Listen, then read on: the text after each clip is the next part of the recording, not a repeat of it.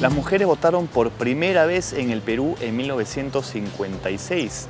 El voto femenino se había obtenido en este país recién en 1955. Fuimos los penúltimos de América Latina en obtener el voto para la mujer. El último fue Paraguay.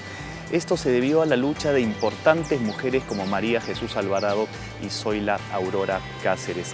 Pero la discusión ya venía desde antes. En la constituyente del 31 al 33 se inició aquí en el Parlamento, en el Congreso, un gran debate acerca del voto femenino. Los oligarcas se oponían al voto de la mujer porque ellos preferían conservar el poder mediante el voto exclusivo de los varones.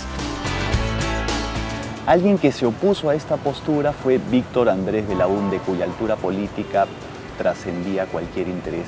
Él quería el voto irrestricto para la mujer, es decir, que la mujer votara siempre y sin ninguna restricción.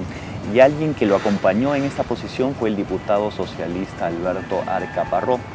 Otros grupos proponían el voto para la mujer trabajadora en su centro laboral, etc. Finalmente, se impuso la idea del voto progresivo para la mujer. Es decir, se le daba a las mujeres el voto para las elecciones municipales, pero no para las generales. La idea de esto era que la mujer poco a poco se fuera educando en el tema electoral y con el pasar de los años se les daría ya el voto para las elecciones generales cuando ya estuvieran suficientemente entrenadas en el quehacer electoral. Y hay un gran temor, ¿no?, de parte de todos, incluyendo del partido aprista,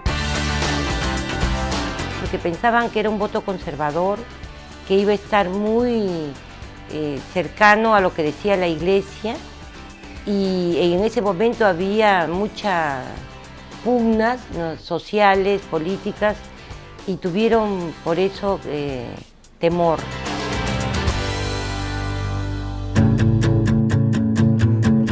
Durante la década de los años 30 y 40, muchas mujeres se organizaron en los partidos políticos reformistas y revolucionarios que estaban fuera de la ley. Hasta que finalmente, en septiembre de 1955, como consecuencia de esta lucha organizada por las mujeres y la presión social que hay al respecto en los órganos de gobierno, es que se promulga esta ley que reconoce a las mujeres como ciudadanas en el Perú. Las elecciones de 1956 fueron semidemocráticas.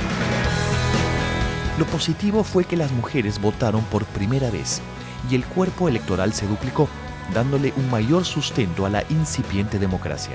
Pero algunos partidos, entre los cuales estaba el mayoritario, se encontraban impedidos de competir. Hay una primera representación parlamentaria de 9 mujeres. Sí quiero decir que había como una distancia entre quienes impulsan el voto y quienes finalmente son elegidas. Y cuando se da la ley de 1955, por ser las mujeres las que representaban la mayor tasa de analfabetismo, entonces sigue habiendo una discriminación, porque si bien los hombres son menos analfabetos que las mujeres, ellas tenían el mayor caudal de analfabetos y se les siguió postergando hasta que en 1979 se considera el voto de los analfabetos y las mujeres pueden en mayor número votar. Los resultados de las elecciones de 1956 dieron como ganador a Manuel Prado y dejaron en segundo lugar a una joven promesa que luego sería presidente, Fernando Belaúnde Terry. Con excepción de las elecciones de 1950, con candidato único y cárcel para el adversario, todos los procesos electorales hasta 1956 deben considerarse como semicompetitivos. En ese sentido, las elecciones de 1962 fueron el primer proceso electoral competitivo, pues permitieron la participación de todas las fuerzas políticas organizadas. Yo creo que es por primera vez en el año 62 que se producen las elecciones competitivas de verdad, porque ya no hay veto. O sea, tú tienes por primera vez que el APRA participa, ¿no?, directamente, que el PC participa directamente con un candidato, el general Pando, ¿no? Pero ahí en la torre por primera vez participa, después de vetos largos. Lo que pasa es que todavía no son totalmente democráticas, ¿no? ¿Por qué no son totalmente democráticas? No participan los jóvenes, no participan los analfabetos, ¿no es cierto? Entonces todavía, y que es un sector muy importante, ¿no? Todavía hay exclusión, si se quiere, en el año 62. Son totalmente competitivas, pero todavía no son totalmente democráticas. Con el golpe de Velasco de 1968 se corta nuevamente el proceso democrático.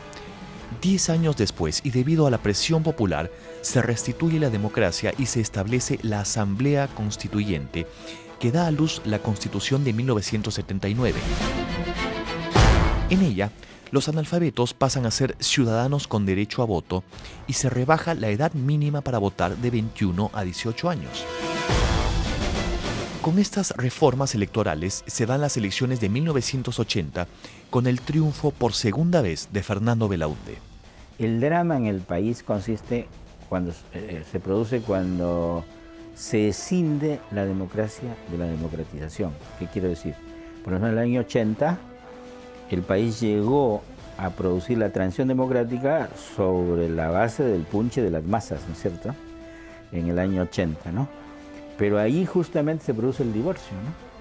Porque se constituye la democracia y comienza un proceso de desdemocratización, ¿no? Porque triunfa un candidato que pone la moda retro, ¿no?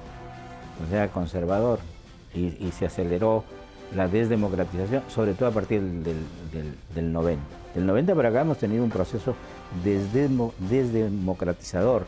No reconoce derechos de la gente, le quita derechos, ¿no? Derechos sindicales, por ejemplo, no criminaliza las protestas, ¿no? Y entonces separa la democracia de la democracia. La baja calidad de la democracia en el Perú tiene que ver con esa separación entre democracia y democratización, ¿no? En el año 2005 se realiza la última ampliación al voto porque se le otorga derecho de sufragio a los policías y militares en ejercicio. Tienen derecho a votar, pero no a ser elegidos. Hemos llegado al punto final del derecho al sufragio, ya que en 1980 también pudieron votar los peruanos residentes en el extranjero. En el Perú, el electorado creció sin que hayan existido movimientos sufragistas, como en algunas experiencias europeas u otras latinoamericanas, o como en el caso norteamericano, que el electorado creció sin ninguna oposición de las élites. En el Perú sí hubo una oposición de las élites y del Estado a la participación electoral, apelando a la edad, propiedad, sexo y analfabetismo.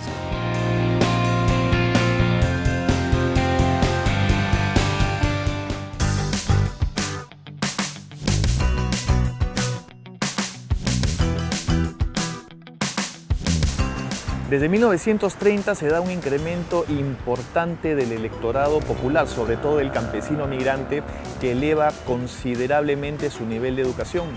La concesión del derecho al voto de la mujer por parte de Odría también es un factor importante para que se amplíe la masa electoral un par de décadas después. Hay que tener en cuenta que hasta mediados del siglo XX en el Perú solamente votaba una élite privilegiada que sabía leer y escribir en un país donde la mayoría de la población era analfabeta. Es así que la cantidad de electores crece desde el 2.5 del total de la población en 1919 hasta el 25% en 1979, hasta el 35% en 1990.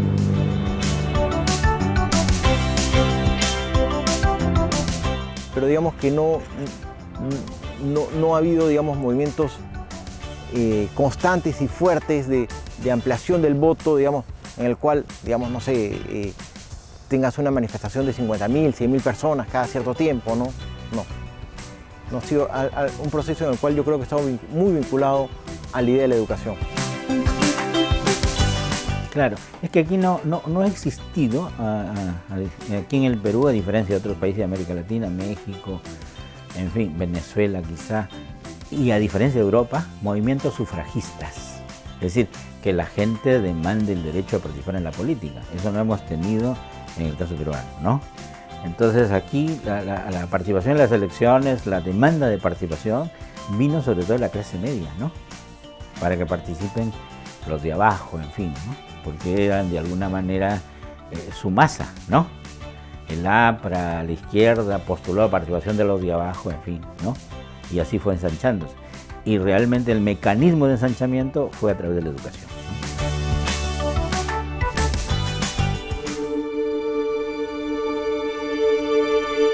A la par de la ampliación del voto, en el siglo XX y XXI se desterraron los vicios electorales que se heredaron del siglo XIX.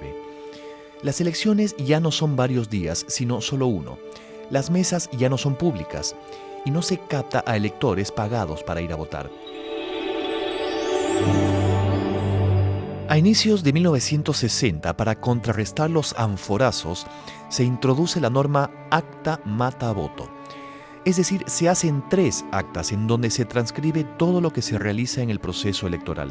En este sistema, los personeros pasaron a cumplir un rol fundamental. Los documentos de identidad son cada vez más modernos y seguros. Ya no se vota doble, para eso está la tinta indeleble. Que dicho sea de paso, a estas alturas ya es prescindible. En fin, esas cosas siguen siendo parte de las costumbres electorales que hasta ahora nos acompañan.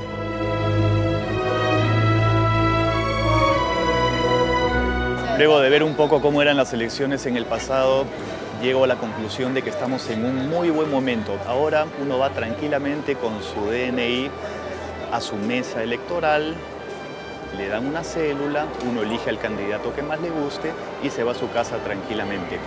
Ya no es como antes cuando pasaban cosas y se asaltaban los tabladillos donde estaban las mesas de votación a sangre y a fuego y se vendían los votos, etc. Ahora ya no. Uno puede ir tranquilamente a votar. La democracia representativa es el mejor de todos los sistemas, o por lo menos, como dicen, el menos malo de todos. Es nuestro deber cuidarla.